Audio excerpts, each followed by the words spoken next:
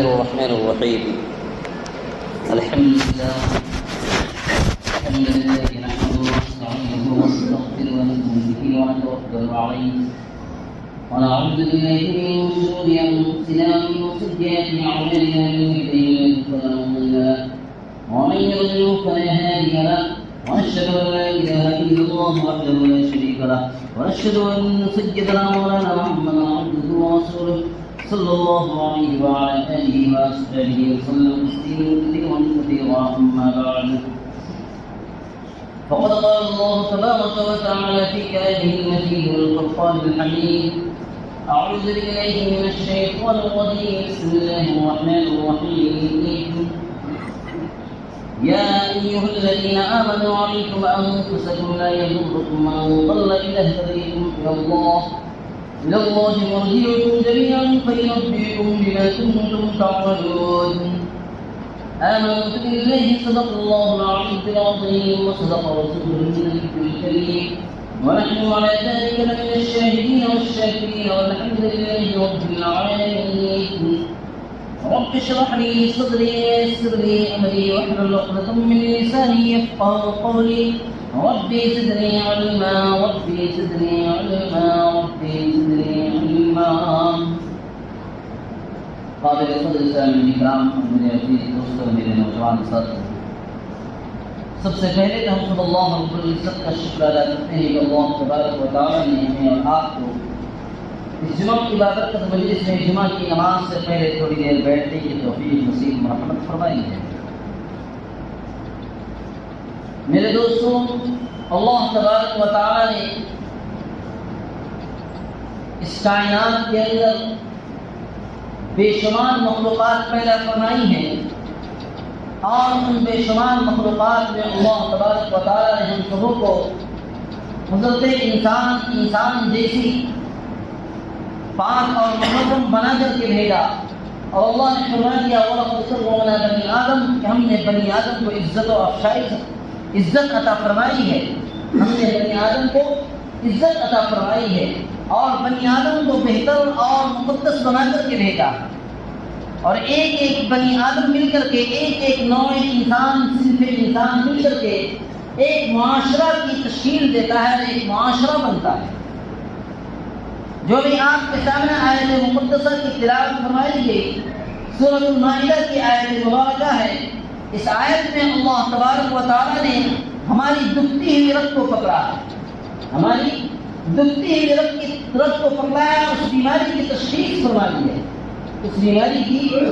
تشخیص فرمائی ہے جو ہمارے اندر ہے. کہ آج لوگ کہتے ہیں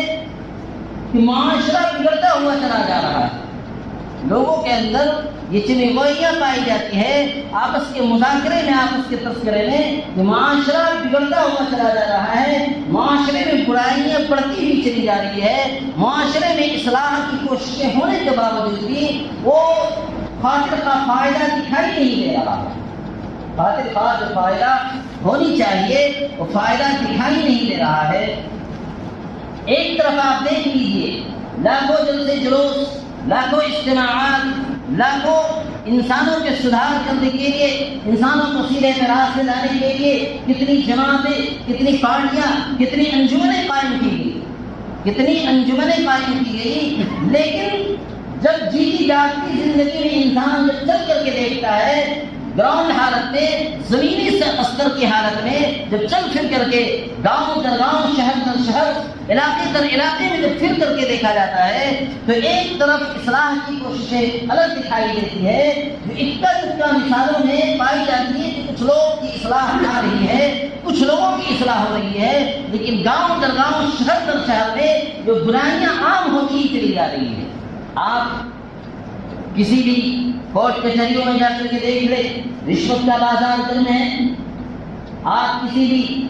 چوک چوراہوں پر اور کوئی بازار میں جا کر کے دیکھ لیں، دھوکہ اور فراڈ، جھوٹ بولنے کی عادت، یہ سب کے سب ایک طرف دکھائی دیتی ہے. وہ سدھار، وہ اصلاح معاشرہ کے نام کی جو چیزیں ہیں وہ دکھائی نہیں دیتی. تو کیوں؟ تو اس سے پہلے اللہ تبارک و تعالیٰ نے اس لیے اس آیت مبارکہ میں جو سب سے پہلے جو بات ارشاد فرمائی، یا ایھا الذین آمنوا علیکم، ایمان والو تم پہلے اپنے آپ کی خبر دو، ایمان والو تم پہلے اپنے آپ کی خبر دو، اپنے نفس کی خبر دو، آمنوا علیکم انفسکم لا یضرکم من ضل اذا اهتدیتم، تمہارا جب اپنے آپ کی خبر لو گے، اپنے نفس کی اصلاح میں سب سے پہلے پڑھو گے اور اپنے آپ کی اصلاح کرنے کی کوشش کرو گے، تو جو لوگ گمراہ ہیں، جو لوگ گمراہ ہیں، گمراہی کے راستے پہ چل رہے ہیں، ان کی گمراہی تمہیں کبھی نقصان نہیں پہنچائے گی، ان کی گمراہی تمہیں کبھی نقصان نہیں پہنچائے گی۔ جب تم اپنے آپ کو سدھار کر کے اپنے نفس کی اصلاح کرتے ہوئے خود چلنے کی کوشش کرو گے تو کبھی بھی وہ تمہاری اس کی گمراہی تمہیں نقصان نہیں پہنچا سکتی۔ لا یضرکم من ضل اذا اهتدیتم، جب تم سیدھے راستے پہ رہو گے۔ الی اللہ مرجعکم جمیعا فینبئکم بما کنتم تعملون، اللہ ہی کی طرف تم سب کو لوٹ کر کے جانا ہے، اللہ ہی کو طرف تم سب کو لوٹ کر کے جانا ہے، اللہ تمہیں باخبر کر دے گا تم دنیا میں کیا کر رہے ہو، اللہ تمہیں اس وقت عالم آخرت میں اللہ تبارک و تعالی عالم حشر میں اللہ تبارک و تعالی باخبر کر دے گا انسانوں کو کہ تم کیا عمل کر رہے تھے دنیا میں۔ اللہ کے علم میں سب کچھ ہے، اللہ کے علم میں سب کچھ ہے، ذرہ سے لے کر کے پہاڑ تک، جبریل امین سے لے کر کے دریا کی، سمندر کی چوٹیوں کی، سمندر کی گہرائی میں جو چوٹیاں چل رہی ہے وہ ساتر کے اندر بھی اور پہاڑ کے اندر بھی اس کا علم بھی اللہ کو ہے، اس کا بھی علم اللہ کے اندر ہے۔ اللہ تبارک و تعالیٰ سب علم کو جاننے والا ہے، اللہ علیم خبیر، اللہ تو بہتر جاننے والا ہے، بہتر خبر رکھنے والا ہے، اللہ تو جانکار اور باخبر ہے۔ اسی لیے ہمیں چاہیے کہ سب سے پہلے اپنے آپ کی خبر دینا، اپنے نفس کی اصلاح میں، کیونکہ آج جس بھی معاشرے میں جو بھی انجمنیں قائم ہوتی ہیں، جو بھی پارٹیاں قائم ہوتی ہے، جو بھی لوگ اکٹھا ہوتے ہیں، دوسروں پہ ڈھال کر کے آج سب سے پہلے جو سماج سدھارک لوگ یا معاشرے کی اصلاح کرنے والے لوگ کہتے ہیں کہ ہم دوسروں سے اصلاح کی کوشش کریں گے،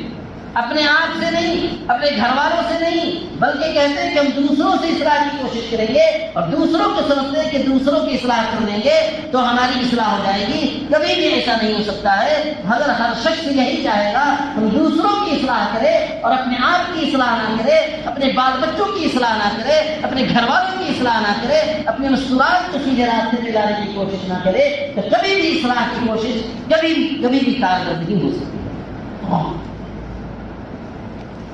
کبھی بھی اصلاح کی کوشش کبھی بھی کارگر نہیں ہو سکتی ہے۔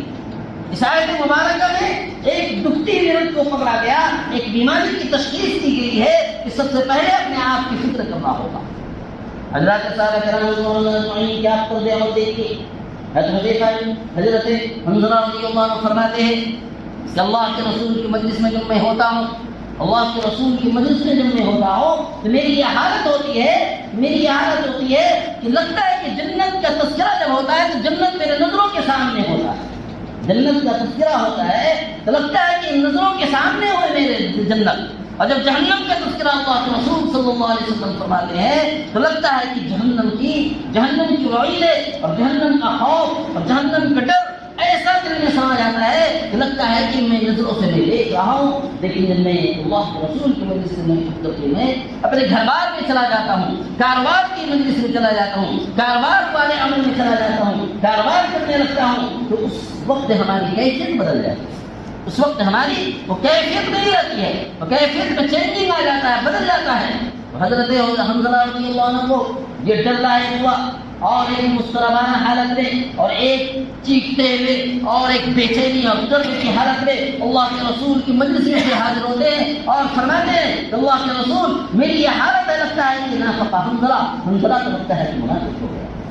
حنظلہ تو لگتا ہے کہ منافق ہو گیا۔ تو اللہ کے رسول صلی اللہ علیہ وسلم فرماتے حنظلہ کیا بات ہوئی؟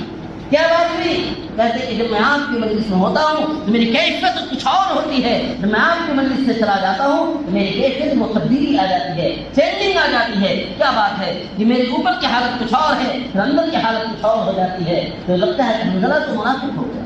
تو اللہ کے رسول فرماتے ہیں ساعۃ فساعۃ، کہ حنظلہ ایک گھڑی کی بات ہوتی ہے کہ میری مجلس کی برکات ایسی ہے،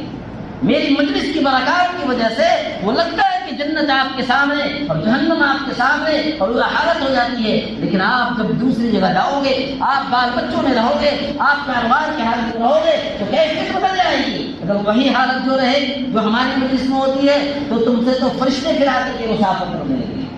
اگر وہ حالت اگر 24 گھنٹے رہنے لگے تو فرشتے تمہارے در پر آنے لگے اور فرشتے تم سے مسافہ کرنے لگے۔ جو فرشتے اعتراض کیے تھے وَإِذْ قَالَ رَبُّكَ لِلْمَلَائِكَةِ إِنِّي جَاعِلٌ خَلِيفَةً قَالُوا وَتَجْعَلُ فِيهَا مَن يُفْسِدُ فِيهَا وَيَسْفِكُ الدِّمَاءَ وَنَحْنُ نُسَبِّحُ بِحَمْدِكَ وَنُقَدِّسُ لَكَ قَالَ إِنِّي أَعْلَمُ مَا لَا تَعْلَمُونَ۔ جب اللہ نے فرمایا تھا فلاں ملائکہ سے فرشتوں سے کہ بے شک میں ایک نائب اور خلیفہ بنانے والا ہوں روئے زمین پر، روئے زمین پر، زمین کے اندر میں خلیفہ بنانے والا ہوں۔ ان لوگوں نے اس بات پہ اعتراض کیا تھا، فرشتوں نے کہا تھا کہ کیا ہم قالوا وتجعل فيها من يفسد، کہ وہ فساد مچائیں گے اور خون ریزی کریں گے، کیا ہم آپ کی تسبیح کرنے کے لیے اور تقدیس بیان کرنے کے لیے ونحن نسبح بحمدک ونقدس لک، کیا ہم کافی نہیں ہیں؟ کیا ہم تسبیح و تقدیس کرنے کے لیے کیا ہم کافی نہیں ہیں؟ قال انی اعلم ما لا تعلمون، تو اللہ نے فرمایا تھا کہ بے شک میں وہ بات جانتا ہوں جو تمہارے علم میں نہیں، جو تمہارے علم میں نہیں ہے۔ اسی لیے جب انسان جب طاعت و فرمانبرداری پہ آ جاتا ہے، طاعت و فرمانبرداری پہ، تو اللہ تبارک و تعالیٰ اس کا فرشتوں سے بھی مقام آگے بڑھا دیتا ہے۔ اور جب وہ نافرمانی پہ آ جاتا ہے، نافرمانی پہ آ جاتا ہے تو اللہ تبارک و تعالیٰ اس کا درجہ نیچے گھٹا کر کے شیطان سے بھی زیادہ وہ نیچے گر جاتا ہے، یہاں تک کہ وہ چوپائے سے بھی بدتر وہ قرار دے دیا جاتا ہے۔ جس کی زندگی میں تبدیلی نہیں ہے، اللہ کے رسول کا طریقہ نہیں ہے، اس کی زندگی تو چوپائے اور جانوروں سے بھی بدتر قرار دے دیا جاتا ہے۔ اتنی بری حالت ہو جاتی ہے۔ اسی لیے انسان کو اللہ تبارک و تعالیٰ نے جو معاشرہ دیا ہے، اس معاشرے کی جو تشکیل ہے، معاشرے کی جو تشکیل ہے، پہلے معاشرے میں خود عمل کر کے دکھلانا ہوگا۔ جو دین کے داعی ہوں گے، جو دین کے رہبر ہوں گے، جو دین کے ذمہ دار ہوں گے، جو لوگ ہوں گے، انہیں پہلے عمل کر کے دکھلانا ہوگا، اور عمل کر کے دکھلا کر کے جب چلنا ہوگا تب جا کر کے اس معاشرے میں دھیرے دھیرے پھر انسانوں کو سدھارنے کے لیے اور انسانوں کو سیدھے راستے کرانے کے لیے پھر وہ کام کارگر کرتا ہے، پھر وہ کام سے کام بنتا ہے۔ اللہ کے رسول صلی اللہ علیہ وسلم کی 23 سالہ دور نبوت ہے۔ 23 سالہ دور نبوت میں اللہ کے رسول صلی اللہ علیہ وسلم نے وہ کام کر کے دکھلایا، وہ کام کر کے انہوں نے دکھلایا کہ صحابہ کرام کی زندگیوں کی کایا پلٹ کر کے رکھ دی، پورے عرب ہی نہیں پوری دنیا کی کایا پلٹ کر کے رکھ دی۔ 23 سالہ دور نبوت میں پوری دنیا کی کایا پلٹ گئی تھی، پوری دنیا کی جو آگ کے پجاری تھے، جو پتھروں کے پجاری تھے، چاند سورج کے پجاری تھے، وہ لوگ ایک اللہ کو معبود ماننے کے برحق ہو گئے اور ایک اللہ کے معبود ماننے کے در پہ ہو گئے۔ وہ لوگ جو بدو قوم کہا جاتی تھی، جو لوگ کہتے تھے کہ ان بدوؤں پہ کون حکمرانی کر سکتا ہے،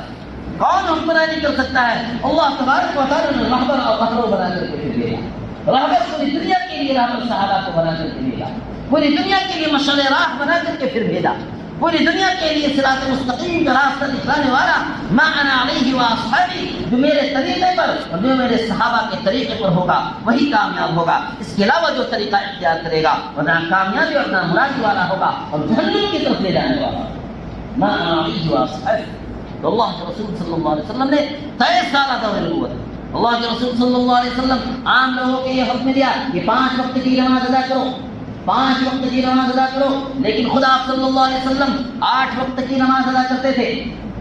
8 وقت کی نماز ادا کرتے تھے۔ 5 تو فرائض ہو گئے، 5 تو فرائض ہو گئے، 6واں تہجد، 7واں اشراق، 8واں چاشت، اشراق تہجد چاشت، یہ 3 وقت کی نماز کمپلسری وہ پڑھا کرتے تھے اللہ کے رسول صلی اللہ علیہ وسلم۔ 8 وقت کی نماز پڑھ کے دکھلائے اور اللہ کے رسول نے فرما دیا کہ میری آنکھوں کی ٹھنڈک نماز میں رکھی گئی ہے، میری آنکھوں کی ٹھنڈک نماز میں رکھی گئی ہے، تم نماز پڑھ کر کے تو دیکھو، تم سکون سے پڑھ کر کے تو دیکھو۔ ایسے ہی جب روزے کی باری آئی تو اللہ کے رسول صلی اللہ علیہ وسلم نے صرف رمضان کے مہینے کے جب روزے فرض قرار دے دیے، صرف رمضان کے مہینے کے روزے رکھنا، رمضان کے مہینے کے روزے رکھنا امت پہ فرض قرار دیا گیا، لیکن اللہ کے رسول صلی اللہ علیہ وسلم 100 وصال رکھا کرتے تھے، لگاتار روزے رکھا کرتے تھے، اور ہر مہینے ایام 20 کے روزے رکھا کرتے تھے، ہر مہینے ایام 20 کے روزے رکھا کرتے تھے۔ 13، 14، 15 تاریخ کا اردو تاریخ سے 13، 14، 15 3 دن یہ ایام 20 کا روزہ ہے، اللہ کے رسول صلی اللہ علیہ وسلم پابندی سے رکھا کرتے تھے، لیکن امت کے لیے فرض نہیں قرار دیا گیا، نفلی طور پر قرار دیا گیا ایام 20 کا، جو چاہے تو روزہ رکھ سکتا ہے۔ اللہ ایک کا ثواب 10 گنا، ایک رکھو گے 10، 3 رکھو گے 30، پورے مہینے کا ثواب اللہ تبارک و تعالیٰ کا فرمائے۔ من جاء بالحسنة فله 10 أمثالها، من جاء بالحسنة فله 10 أمثالها، ایک نیکی لے کے کیا آگے اللہ تبارک و تعالیٰ اس کا 10 گنا بدلہ اللہ عطا فرماتا ہے۔ اسی طریقے سے اللہ کے رسول صلی اللہ علیہ وسلم نے مال کی زکات میں کہا کہ امت کو کہ 40واں حصہ کہ 2.5% نکالو، 2.5% نکالو، تو 2.5% فرض قرار دیا گیا، لیکن نفلی صدقات جتنا کر سکتے ہو، لیکن اللہ کے رسول صلی اللہ علیہ وسلم کی عادت شریفہ تھی تو اللہ کے رسول صلی اللہ علیہ وسلم کے گھر میں 1 دینار بھی ہوتا تو اسے صدقہ جب تک کہ نہ کر رہے تھے تب تک اللہ کے رسول مصلی پہ کھڑا نہیں ہوتے تھے۔ ایک مرتبہ کا واقعہ ہے، اللہ کے رسول صلی اللہ علیہ وسلم ایک مرتبہ مسجد نبوی میں تشریف لائے اور مصلی پہ اقامت کہہ دی گئی، اقامت اللہ اکبر کہہ دی گئی، اللہ اکبر اللہ اکبر۔ اقامت جب مکمل ہو گئی، اللہ کے رسول صلی اللہ علیہ وسلم الٹے پاؤں پھرتے اور حجرہ عائشہ اسی لگا ہوا ہے، حجرہ عائشہ مسجد نبوی سے متصل ہے، حجرہ عائشہ میں اپنے حجرہ شریف کے تشریف لے آتے اور وہاں سے پھر فوراً تشریف لاتے، کچھ لمحوں کے بعد تشریف لے آتے۔ تو اللہ کے رسول صلی اللہ علیہ وسلم سے صحابہ کرام پوچھتے، یا رسول اللہ فداہ ابی یا امی، میرے ماں باپ آپ پہ قربان، آپ کا عمل آج ہم نے ایسا دیکھا کہ آپ مصلی پہ کھڑا ہو گئے، پھر حجرہ شریف میں تشریف لے گئے، پھر نماز مکمل فرمائی، تو اللہ کے رسول صلی اللہ علیہ وسلم فرماتے ہیں کہ ہاں مجھے یاد آ گیا کہ کہیں سے میرے پاس 7 سونے کی اشرفیاں، 7 سونے کے اشرفی کو کہا جاتا ہے، سونا اشرفی دینار آئے ہوئے تھے اور وہ میرے گھر میں پڑے ہوئے تھے۔ مجھے یہ خیال آ گیا کہ میرے گھر میں ضرورت سے زائد سامان ہونے ہوئے میں اللہ کے دربار میں اور اللہ کے روبرو سجدہ کروں، مجھے یہ پسند نہیں آیا، اس لیے میں اسے ٹھکانے پہ لگا دیا اور ٹھکانے لگا کر کے پھر میں مصلی پہ آیا اور پھر مصلی پہ آ کر کے اور پھر میں نماز کو مکمل کی۔ تو یہ میرے دوستو کہنے کا مقصد یہ ہے کہ جب وہ کر کے دکھلائے تب معاشرے میں ایک صلاح اور ایک اصلاح کی بات ہے۔ لیکن آج جب معاشرے کی اصلاح کی باری آتی ہے تو لوگ ایک دوسرے کو دیکھتے ہیں، لوگ ایک دوسرے سے اصلاح کرنے کی کوشش کرتے ہیں۔ آج ہمارا یہ مزاج بن گیا ہے کہ دوسرے کا لگ جائے، دوسرے کا جان مال لگ جائے اور میرا بچ جائے۔ آج ہمارا یہ مزاج بن چکا ہے امت مسلمہ کا کہ دوسرے کا لگ جائے اور میرا بچ جائے، اور صحابہ کرام کا کیا مزاج تھا کہ میرا لگ جائے اور دوسرے کا بچ جائے، میرا لگ جائے دوسرے بھائی کا میرے بھائی کا بچ جائے۔ یہ مزاج تھا، اس مزاج کے ساتھ آج امت مسلمہ کے اندر یہ مزاج الٹا ہوتا ہوا دکھائی دے رہا اور الٹی راہ پہ چل رہے ہیں، الٹا پہیا گھوم رہا ہے۔ اس وجہ سے آج معاشرے میں برائیاں عام ہوتی جا رہی ہیں، جان اور مال کی ترتیب بدلتی بھی چلی جا رہی ہے۔ جان اور مال کو صحیح جگہ پہ جو لگنا چاہیے، جان اور مال اور وقت کو جو خرچ ہونا چاہیے، وہ چیزیں معاشرے میں دکھائی نہیں دیتا ہے۔ اکا دکا مثالیں ہیں، ہزاروں میں اور سینکڑوں میں آپ دیکھو گے، اکا دکا ایسی مثالیں ہیں جس کی جان کی صحیح ترتیب ہو، جس کی مال کی صحیح ترتیب ہو، کہ سیدھے راہ پہ خرچ کر رہا ہو اور سیدھے راستے پہ وہ چل رہا ہو،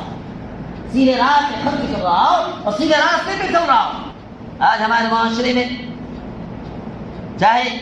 مسجد کی حالت آپ دیکھ لیجئے، چاہے مدرسے کی آپ حالت اٹھا کر کے دیکھ لیجئے، یا کسی غریب کی حالت اٹھا کر کے دیکھ لیجئے، کسی کی فائدے کے لیے کوئی کام نہیں کر رہا ہے۔ جو اللہ کے رسول کا فرمان ہے، خیر الناس من ينفع الناس، لوگوں میں بہتر وہ شخص ہے جو لوگوں کو نفع پہنچانے کا ارادہ رکھتا ہو، جو لوگوں کو نفع کے لیے کام کرتا ہو، اپنی مفاد کی خاطر کام نہیں کرتا ہو۔ آج تو ہمارے معاشرے میں مسجد اور مدرسے کے چلنے کے لیے آپ پورے مہینے دوڑ کر کے چپل کھینچ لو، پھر بھی انسان دینے کو تیار نہیں ہوتا، پھر بھی انسان کیسا خدا اور کیسا رسول، ایسا لگتا ہے کہ پیسہ خدا اور پیسہ رسول بن چکا ہے، پیسہ ہی خدا اور پیسہ ہی رسول بن چکا ہے۔ آج ہمارے معاشرے میں یہ دکھائی دیتی ہے، آج ہمارے معاشرے میں دین کے راستے میں خرچ کرنے کے لیے 100 200 500 1000 روپے بھی مہینے میں خرچ کرنا بہت مشکل معلوم ہوتا ہے۔ اگر کسی مال میں آپ چلے جاؤ، کسی دکاندار کے پاس چلے جاؤ، کسی ہوٹل میں چلے جاؤ تو ایک جھٹکے میں 1000 روپے خرچ ہو جاتے ہیں،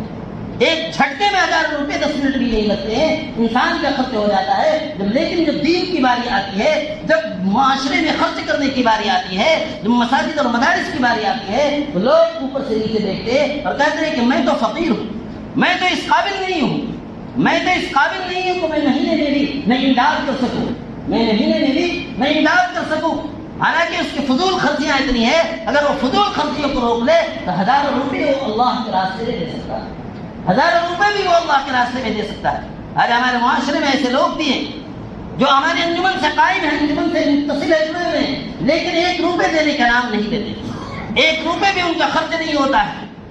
تو یہ حالت آج امت مسلمہ کی ہے۔ تو ایسی حالت رہی تو یہ مساجد اور مدارس میں ایک دور آئے گا کہ تالے پڑ جائیں گے اور کوئی نماز پڑھانے والا نہیں ملے گا اور کوئی رہبری کرنے والا نہیں ملے گا، کوئی مساجد اور مدارس کو دیکھنے والا نہیں ملے گا، یہاں تک کہ لوگ جاہلوں کو اپنا امام بنا لیں گے، وہ خود بھی گمراہ ہوں گے اور دوسروں کو بھی گمراہ کریں گے، خود بھی گمراہ ہوں گے اور دوسروں کو بھی گمراہ کریں گے۔ آج امت مسلمہ کی یہ حالت ہو چکی ہے، تو امت مسلمہ کی ضروری ہے معاشرے کو جب بدلنا ہے، معاشرے کو جب بدلنا ہے تو اپنے آپ کو بدلنا ہوگا اور اپنے آپ کو دین کے راستے میں اپنی جان اور مال دونوں کی صحیح ترتیب لگا کر کے چلنا ہوگا، دونوں کی صحیح ترتیب لگا کر کے چلنا ہوگا، دونوں کو بیلنس کر کے چلنا پڑے گا، دونوں کے اعتدال کے ساتھ لے کر کے چلنا پڑے گا، تب جا کر کے کامیابی ملے گی۔ اور ایک کمیٹی ایسی تشکیل دینی پڑے گی جو معاشرے کو صحیح راستے پہ لانے کی کوشش کرتا رہے اور اس کے لیے وقت دیتا رہے اور وقت نکال کر کے چلتا رہے، یہ ہمارے لیے سب سے بڑی کامیابی کی دلیل ہوگی۔ اللہ تبارک و تعالیٰ سے یہی دعا کرتی ہے، اللہ تبارک و تعالیٰ ہمارے معاشرے میں صحیح راہ پہ چلنے والے لوگ بنائے اور صحیح راستے پہ چل کر کے دوسروں کو بھی اصلاح کرنے کی کوشش کرتے رہے اور خود اپنے آپ کو بھی بدلنے کی کوشش کرتے رہے۔ اس کے لیے ماشاءاللہ ہمارے علاقے کا کل ضلع کا مشورہ رکھا گیا ہے کنکری میں بھی، کل ضلع کا مشورہ 9 بجے سے لے کر کے ظہر تک، اس لیے آپ کو حضرات سے بھی گزارش ہے جن کے پاس بھی تھوڑا وقت ہو 2-4 گھنٹے کے لیے وقت نکال کر کے اپنے علاقے کے لیے کچھ رہبری کے لیے، اپنے علاقے کے لیے کچھ اپنا مشورہ، اپنی رائے پیش کر سکے، جا کر کے وہاں دے اس طور پر اور اس نہج سے کام کرنا چاہیے، اس نہج میں چلنا چاہیے اور اس نہج میں مال اور جان کو لگانا چاہیے، تاکہ ہمارے معاشرے میں نئی نسل کے لوگ اور نئے نوجوانوں کی تربیت ہو سکے اور نئے لوگوں صحیح راستے پہ چل سکے اور وہ دین کے راستے کے لیے کام کر سکے۔ اللہ تعالیٰ ان باتوں پہ عمل کی توفیق نصیب عطا فرمائے۔ جو حضرات پہلے سب کو درست کر لے، آگے بڑھ جائیں۔